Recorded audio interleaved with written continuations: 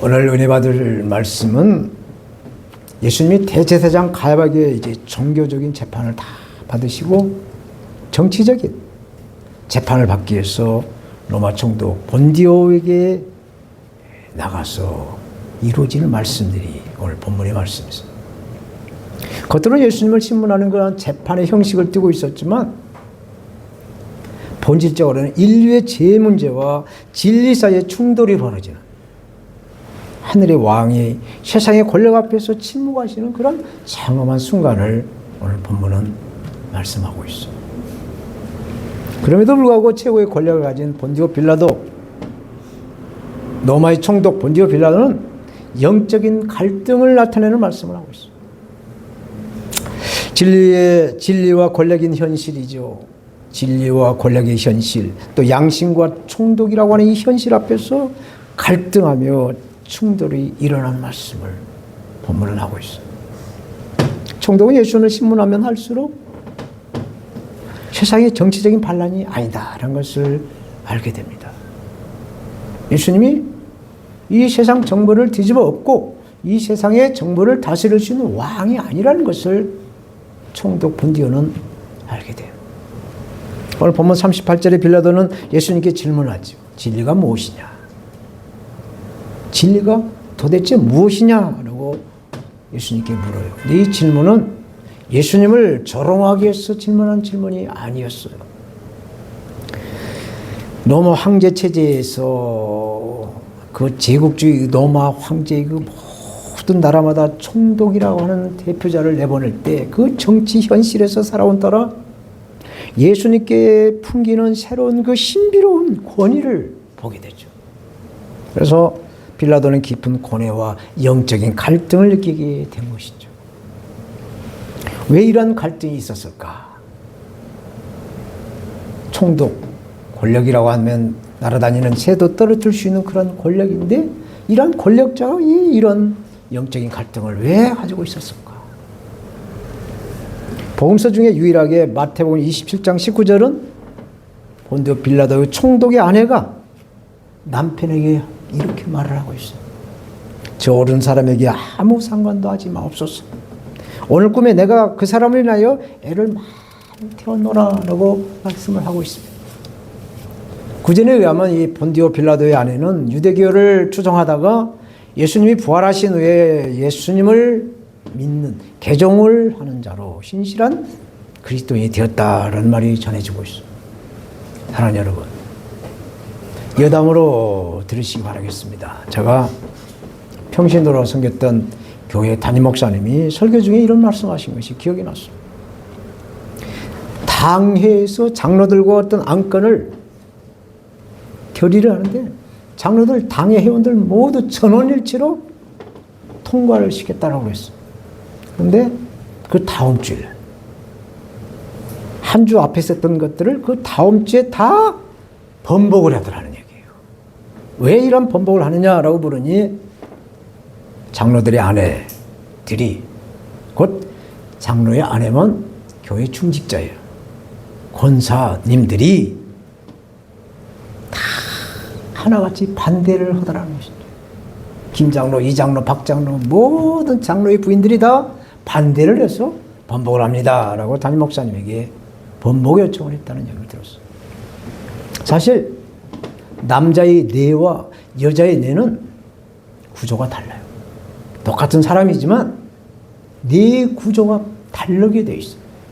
남자의 뇌는 멀리 볼 수 있는 구조로 되어 있고 여자의 눈은 아주 가까운 것을 잘 볼 수 있는 구조로 하나님이 창조를 하셨어요. 그래서 이러한 그 엉터리, 남편들이 엉터리 결정을 했다라고 아내들이 가까운 근거를 보는 그 눈으로 보기에 남편들은 믿을 게 못하구나 해서 장로들의 그 당에 통과했던 것을 여자의 입김으로, 아내의 입김으로 뒤집었다라는 이야기를 들었습니다. 사실 우리가 보통 운전을 하다 보게 되면 지나가는 그 예쁜 아가씨나 예쁜 사람을 보게 되면 네. 남자는 고개를 이렇게 돌려서 봐야 돼. 내구조가 그렇게 되어 있어요. 근데 여자는 가만히 앉아 있어도 다 보인다는 거예요. 그래서 이러한 구조의 특성을 잘 살려서 이렇게 조화를 이루는 그런 영광으로 하나님 우리를 창조하셨어요. 남자와 여자. 바로 저와 여러분들이 이렇게 남자와 여자, 여자와 남자의 그 조화를 통해서 하나님께 영광을 드리는 그런 구조로 하나님이 가정을 세웠다라는 이야기죠. 이렇게 총독 빌라도는 아내의 조언을 듣고 예수님을 신문한 결과 예수님이 무죄라는 것을 알았어요. 예수님은 죄가 없다라는 것을 총독은 알게 되었어요. 그러나 양심과 유대민족의 그 밀란이 일어나 로마 황제의 걱정을 끼쳐드리면은 또 어떻게 되나? 또 총독에서 또 밀려되나? 뭐 여러 가지 그 고민한 끝에 고뇌하는 말씀, 갈등을 할 말씀이 오늘 본문 말씀부터 19장 15절까지 쭉 이어지고 있습니다. 오늘 본문에서 예수님 말씀하신 내가 왕이니라. 내가 왕이니라. I'm a king. 이런 제목으로 만왕의 왕이신 예수 그리스도의 은혜를 증거하겠어요. 저처럼 예수님은 총독 본디오 빌라도에게 재판을 받는다라고 말씀을 하죠.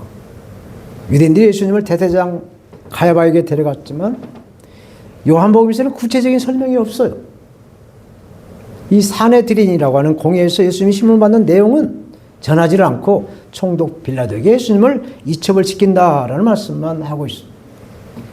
공관복음서 마태, 마가, 누가복음에는 예수님이 빌라도 총독에게 재판을 받기 이전에 대제사장 가야바에게서 이 종교적인 재판을 통해서 예수님이 신성 모독죄라고 하는 이 사형 선고를 받았어요. 사형 선고를 받고 이제 이 사형 선고를 집행하기 위해서 총독 본디오 빌라도의 그 관저으로 예수님을 데리고 간 것이죠.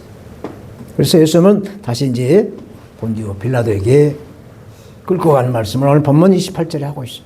그들이 유대인들이 예수를 가야바에게서 관정으로 끌고 가니 로마 총독 빌라도의 관정으로 끌고 가니 새벽이라 그들은 더럽힘을 받지 아니하고 유월절 잔치를 먹고자 하여 관정에 들어가지 아니하더라. 로마에서 파송된 총독과 병사들은 평상시 그 이스라엘의 최북단인 그 헐몬산, 만년설이 쌓여 있는 그 헐몬산 2,800m가 넘는다고 해요.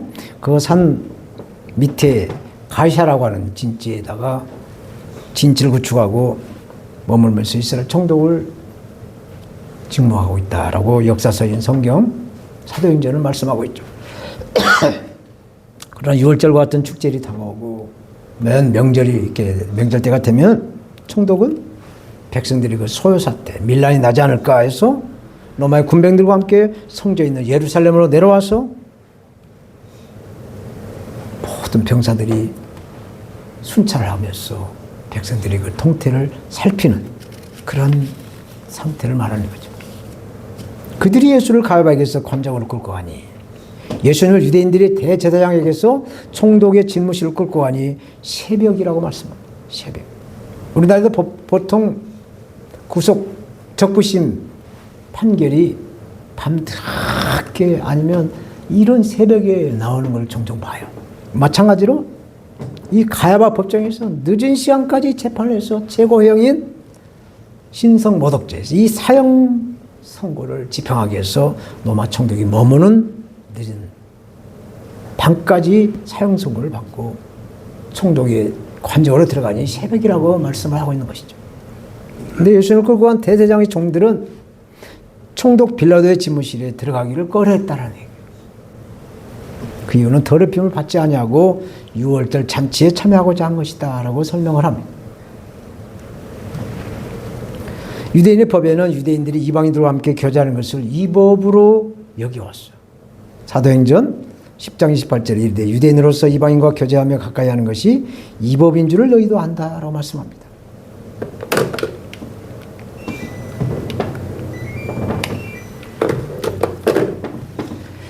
목회자는 저도 사회생활을 하면서 예수 그리스도를 믿지 않는 불신자들과 함께 간혹 식사도 할 때도 있고 또 차담을 나눌 때가 있습니다. 어떻게 예수 믿는 사람들, 사역자들만 만나서 교제할 수가 없어요. 사회생활을 하기 때문에.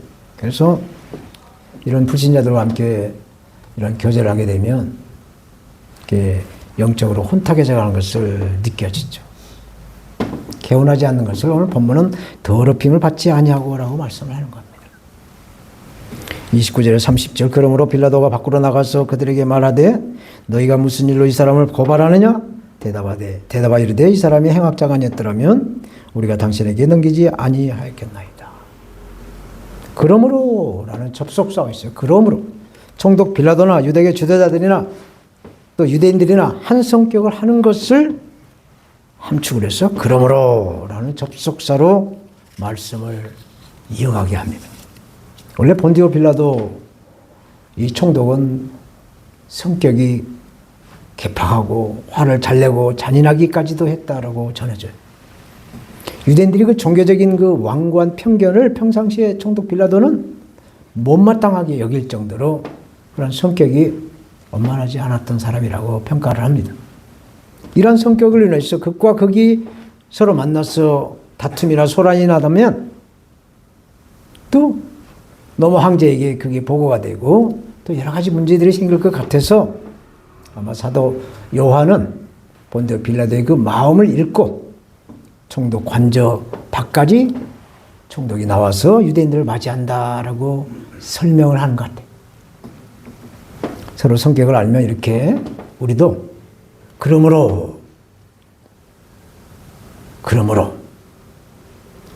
라는 접속사가 우리에도 필요하다는 얘기입니다.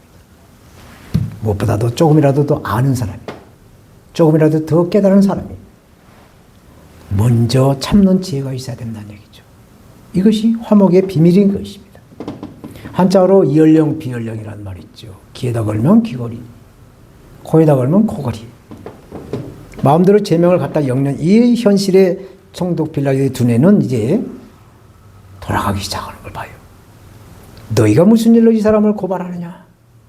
너희가 이 사람을 무슨 일로 고소를 하느냐? 라고 묻자 예수님을 행악자라고 대답을 합니다. 아무튼 오늘 본문 31절 32절에 빌라도가 이르되 너희가 그를 데려다가 너희 법대로 재판하라. 유대인들이 이르되 우리에게는 사람을 죽이는 권한이 없나이다 하니 이는 예수께서 자기가 어떤 죽음으로 죽은 것을 가리켜 하신 말씀을 응하게 함이라고 말씀을 합니다. 평상시 총독 빌라도는 유대교 지도자들과 관계가 좋지 않았어요. 그래서 그 좋지 않은 관계를 만회해보려고 너희 법대로 재판하라라고 양보를 합니다. 유대인들이 권위를 세워주는 말이죠. 그러자 우리에게는 사람을 죽일 수 있는 권한이 없습니다. 총독 당신이 사형을 집행해 주십시오 라고 요청을 하는 겁니다. 마치 형님 먼저 아우 먼저 이렇게 하듯이 총독과 유대계 주대자들이 예수님 앞에다 두고 화기애애한 그런 모습을 연출하고 있어요. 그 이유는 아마 빌라도가 유대계 주대자들 관계를 잘 회복해서 결국에는 황제에게 좋은 그 근무 점수를 따기 위한 그런 태도가 아닌가 우리가 그렇게 생각할 수가 있어. 그런데 예수님은 예수님의 죽음을 관찰시키는 예언과 성취를 이루는 과정이라고 말씀을 하죠. 이는 예수께서 자기가 어떠한 죽음으로 죽을 것을 가리켜 하신 말씀을 응하게 하렵니다. 말씀하죠. 유대인들의 사형 집행은 사형제나 또 복음서에 보게 되면 사람을 죽일 때 돌을 던져서 죽습니다. 돌 맞아서 죽어요. 스데반 집사도 돌 맞아서 죽었습니다. 또 이스라엘 인근에 있는 아랍 나라들은 사람을 죽일 때 참수형을 죽이죠. 목을 따서 죽입니다. 이 십자가형은 로마에서 사람을 죽이는 사형 방법이에요.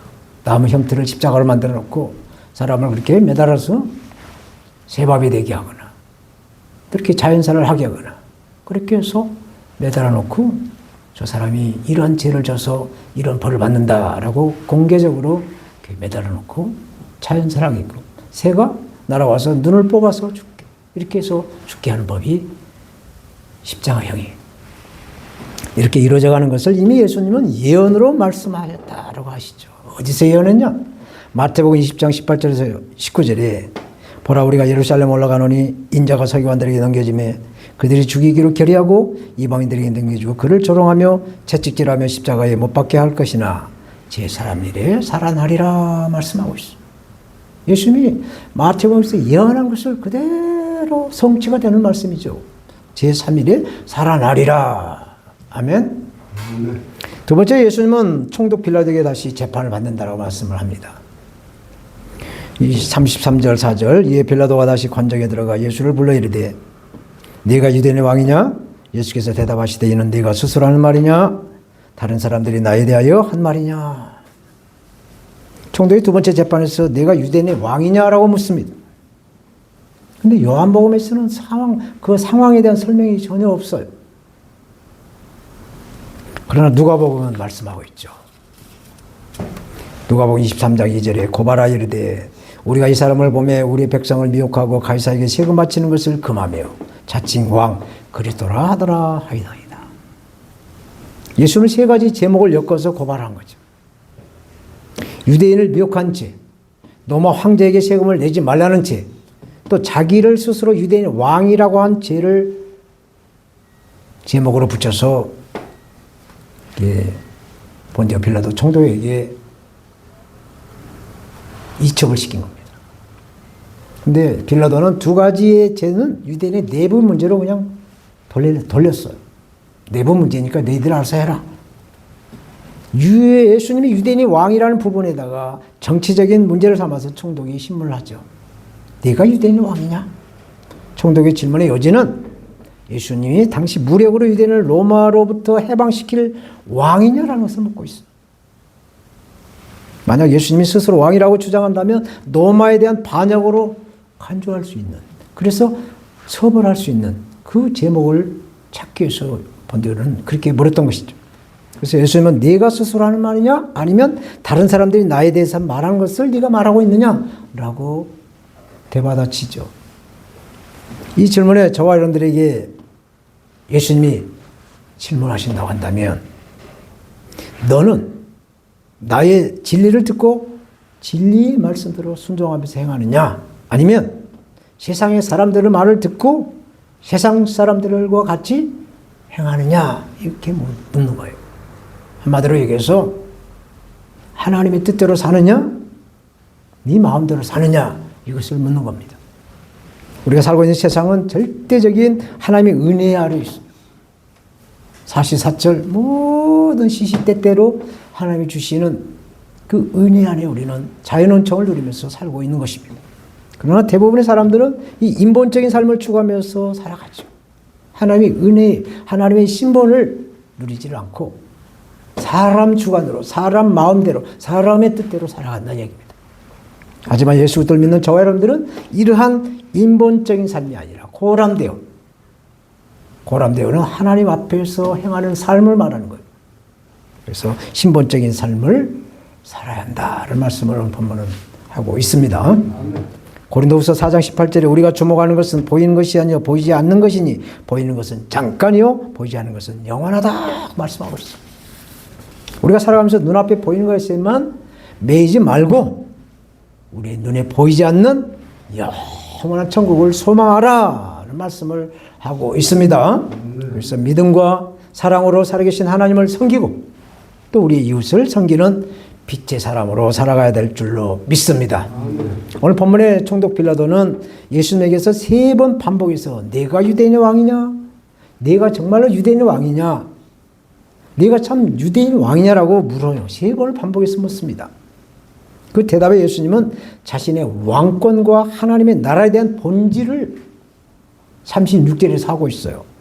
예수께서 대답하시되 내 나라는 이 세상에 속한 것이 아니라 만일 내 나라가 이 세상에 속한 것이었더라면 내 종들이 싸워 나로 유대인들에게 넘겨지지 않게 하였으리라. 이제 내 나라는 여기에 속한 것이 아니다라고 말씀합니다. 세상에 속한 것이 아니다라고 말씀하고 있어요. 그리고 예수님은 이제 사명을 선언하고 있어요. 본질과 사명을 말씀합니다. 37절 빌라도가 이르되 그러면 네가 왕이 아니냐? 예수께서 대답하시되 네 말과 같이 내가 왕이니라. 내가 이를 위하여 태어났으며 이를 위하여 세상에 왔나니 곧 진리에 대하여 증언하려 함이로라. 무릇 진리에 속한 자는 내 음성을 듣는다 말씀을 하고 있습니다. 예수님에게 속하면 예수님의 말씀을 들어야 한다는 얘기예요. 여러분, 여러분, 진리가 무엇일까? 진리가 과연 무엇이냐? 이 세상에 사람들이 진리로 믿고 있는 것은 어떤 이론이나 어떤 사상이에요. 그게 진리로 믿고 있습니다. 그러나 이러한 진리는 시대에 따라 변하고 또 유행에 따라 바뀌어가는 것이죠. 그러나 예수님의 사랑, 예수님의 약속, 예수님의 구원 사역은 시공간을 초월해서 영원히 변하지 않는, 그러므로 예수 그리스도는 영원한 진리다라고 성경은 말씀하고 있습니다. 요한복음 8장 32절에 진리가 너희를 자유케 하리니 진리를 우리 삶 속에 품어라. 진리를 예수님과 함께 살아라. 진리로 예수님과 함께 살아라고 말씀하고 있어요. 38절에서 40절까지 말씀 읽겠습니다. 빌라도가 이르되 진리가 무엇이냐 하더라. 이 말을 하고 다시 유대인들에게 나가서 이르되 나는 그에게서 아무 죄도 찾지 못하였노라. 6월절이면 내가 너에게 한 사람을 놓아주는 전례가 있으니 그러면 너희는 내가 유대인의 왕을 너희에게 놓아주기를 원하느냐 하니 그들이 또 소리질러 이르되 이 사람이 아니라 바라바라 하니 바라바는 강도라. 빌라도는 예수님에게 아무런 죄를 찾지 못했다라고 선언하죠. 그러나 그는 군중의 그 압력에 타협을 시도합니다. 6월절이 되면 제수 하나를 놓아주는 관례에 따라 예수님을 풀어줄까요? 말까요? 제안하는 거예요. 그러자 군중이 예수는 안 넣어. 저 강도 한 사람 풀어주시오. 강도를 풀어주라고 말합니다. 이 장면은 복음서에서 정말 중요한 신학적인 상징이 들어있어요. 죄 없는 예수님이 죄인 바라바를 대신해서 죽으시는 장면. 죄 없는 예수님이 저와 여러분들을 위해서 우리의 죄값을 대신 갚아주시기 위해서 십자가에서 죽으셨다라는 말씀인 것입니다. 그래서 바라바라는 그 죄인 강도의 이름이 아니라 바라바라는 온 인류의 죄인들을 대표해서 바라바를 현 것이. 그래서 예수 그리스도의 죽으심으로 인하여 다시 살아나 예수 그리스도의 사람으로, 성령의 사람으로, 아버지 하나님의 사람으로 우리는 오늘 또 이 5월 마지막 주일날 예배로 영광을 드리고 있습니다. 총독 빌라도는 진리를 알았어요. 그런데 두려워서 그 진리를 지병하지 못합니다. 또 유대인들도 율법을 다 한다고 자부한 사람들이에요. 그러나 정작 율법의 완성자가 오셨는데도 예수님을 거부하고 부인했다는 얘기죠. 그래서 이 재판은 인간의 눈으로 봤을 때 완전 불의한 재판이었어요. 불의한 재판, 엉터리 재판. 그런데 하나님의 눈에는 그 불의한 재판, 엉터리 재판을 갖다가 완전한 의로 실행시키는 그러한 은혜의 자리가 되게 하셨다. 그래서 하나님의 전적인 은혜가 임했다라고 우리는 믿어야 될 줄 믿습니다. 예수님은 불의한 재판을 통해 의로운 구속을 이루셨어요. 예수님이 헌신하여 십자가의 보혈을 흘려주심으로 저와 여러분들 모든 죄가 깨끗하게 도말되고 하나님의 자녀로서 부족함이 없도록 구원받을 때 거룩한 하나님의 자녀가 된 줄로 믿습니다. 그래서 오늘 또 예배 자리로 모였어. 하나님께 영광을 드리고 있습니다. 끝까지 예수 그리스도를 잘 믿으시고 예수 그리스도 이름을 증거하시고 만왕왕이신 예수 그리스도를 따라가는, 예수 그리스도를 믿으시는 저와 여러분들이 되어야 될 줄로 믿습니다. 하나님 아버지,